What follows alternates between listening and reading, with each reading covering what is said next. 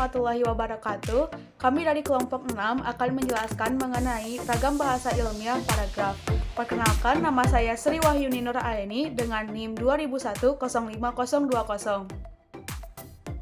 Assalamualaikum warahmatullahi wabarakatuh. Perkenalkan, nama aku Sugiyati Lestari.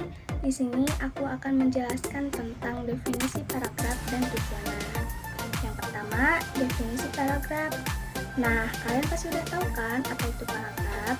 Namun, arti sebenarnya dari paragraf itu adalah paragraf merupakan seperangkat kalimat yang saling berhubungan yang digunakannya secara bersamaan untuk menyatakan atau mengembangkan sebuah gagasan.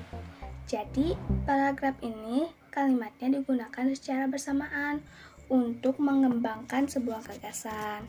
Lalu, paragraf juga merupakan inti penuangan pikiran kita dalam sebuah karangan dan didukung oleh himpunan kalimat yang saling berhubungan untuk membentuk sebuah gagasan. Kedua, tujuan pembentukan paragraf. Nah, tujuan pembentukan paragraf ini terdiri dari 3 bagian. Yang ke-1, untuk membedakan penulisan dari rinci untuk pokok. Jadi, kita itu bisa membedakan mana penulisan sebuah gagasan dan ide pokok. Yang kedua, membedakan pembaca dalam memahami pokok pikiran suatu karya tulis. Dan yang ketiga, memberikan perhentian yang normal sehingga pembaca bisa beristirahat. Jadi kalau kita baca paragraf ini tuh, kita bisa berhenti dulu, bisa bernafas dulu, bisa istirahat dulu. Jadi kita nyantai bacanya. Assalamualaikum warahmatullahi wabarakatuh. Perkenalkan, nama saya Siti Rohasana dengan nomor NIM 20105018. Nah, di sini saya akan menjelaskan tentang unsur dalam paragraf. Unsur dalam paragraf itu ada 3 ya teman-teman. Yang pertama ada kalimat topik, yang kedua ada kalimat pengembang langsung, dan yang ketiga ada kalimat pengembang tak langsung. Yang pertama, kalimat topik. Kalimat topik ini bisa disebut juga gagasan utama dalam paragraf. Nah, unsur ini ialah unsur yang sangat penting. Kenapa dikatakan sangat penting? Karena unsur ini yang menjadi jiwa atau isi dari keseluruhan paragraf itu sendiri. Dan apa sih fungsinya dari kalimat topik atau gagasan utama ini? Fungsinya yaitu untuk menunjukkan kepada para pembaca agar para pembaca dapat mengerti apa yang diperbincangkan dalam paragraf itu sendiri. Nah, lalu yang kedua yaitu kalimat pengembang langsung. Kalimat pengembang langsung ini ialah kalimat yang diucapkan oleh orang itu sendiri tanpa adanya pelantara dari orang lain. Nah, kalimat pengembang langsung ini dapat disingkat menjadi KPL, kalimat pengembang langsung. Dan apa sih fungsinya?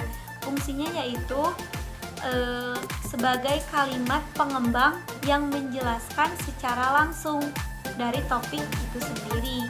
Tidak ada pelantara atau apapun itu langsung spontan dari orang itu sendiri. Itu kalimat langsung.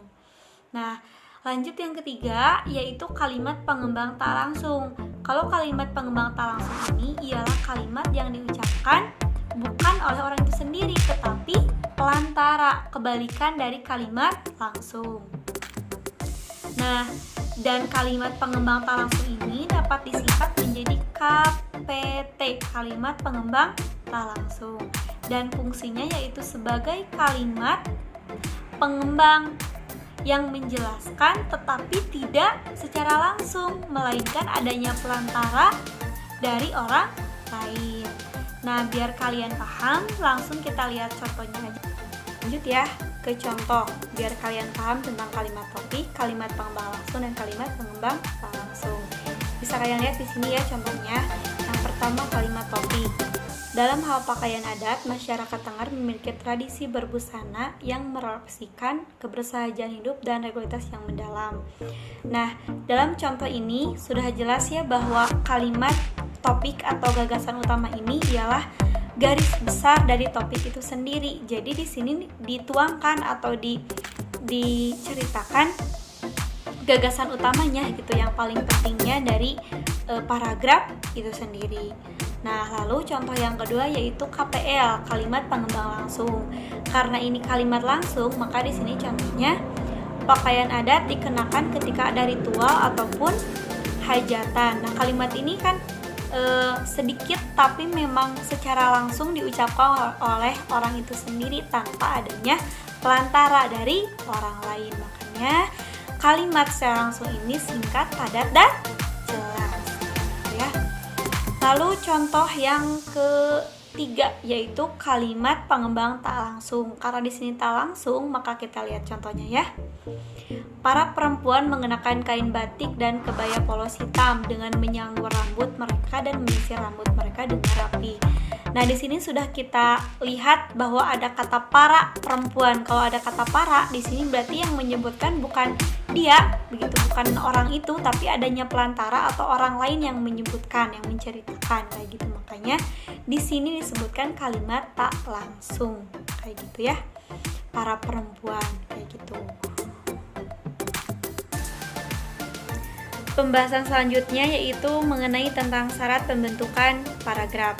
Nah, dalam syarat pembentukan paragraf itu sendiri ada 4 teman-teman ya. Ada kesatuan, kepaduan, kelengkapan, dan pola susunan paragraf. Tapi di sini saya akan menjelaskan 2 saja, yaitu tentang kesatuan dan kepaduan. Yang pertama, kesatuan. Kesatuan ialah suatu paragraf yang harus dibangun atas dasar satu gagasan dan satu pemikiran yang jelas. Adapun suatu paragraf ialah semua kalimat yang membangun paragraf secara bersama-sama untuk menyatakan suatu hal atau suatu tema tertentu.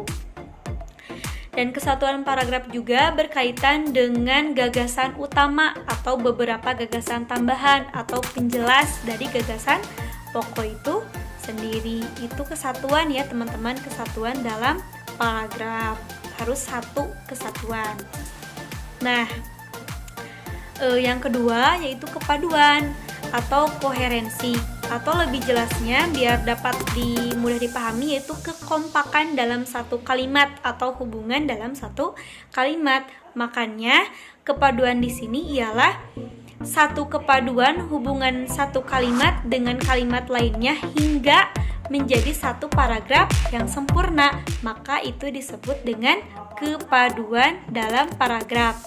Kalimat satu dengan kalimat lainnya hingga menjadi paragraf yang sempurna. Itu kepaduan. Saya akan kembali menjelaskan tentang syarat pembentukan paragraf. Syarat pembentukan paragraf yang ketiga ada kelengkapan. Kelengkapan ialah paragraf yang berisi kalimat-kalimat penjelas yang cukup untuk menunjang kalimat topik. Paragraf yang hanya terdiri dari satu kalimat topik tidak bisa dikatakan sebagai paragraf yang lengkap. Nah, untuk yang terakhir ada pola susunan paragraf. Rangkaian pernyataan dalam paragraf harus disusun dengan sedemikian rupa menurut pola tertentu agar bertalian dan logis. Ada beberapa jenis dari pola susunan paragraf, di antaranya yaitu pola runtutan waktu, pola sebab akibat, dan lain sebagainya. Selanjutnya, saya akan menjelaskan tentang jenis-jenis paragraf. Paragraf dibedakan menjadi 3 bagian besar, yaitu berdasarkan pola penalaran, gaya ekspresi, dan urutan.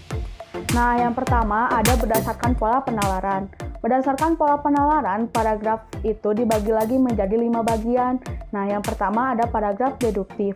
Paragraf deduktif adalah paragraf yang kalimat pokoknya itu terletak di bagian awal. Jadi, menyajikan terlebih dahulu tentang kalimat topiknya di bagian awal, lalu diikuti dengan kalimat-kalimat penjelas yang lainnya. Nah, untuk yang kedua ada paragraf induktif. Paragraf induktif adalah paragraf yang menyajikan terlebih dahulu uraiannya, lalu diakhiri dengan kalimat topiknya. Untuk yang ketiga ada paragraf deduktif induktif.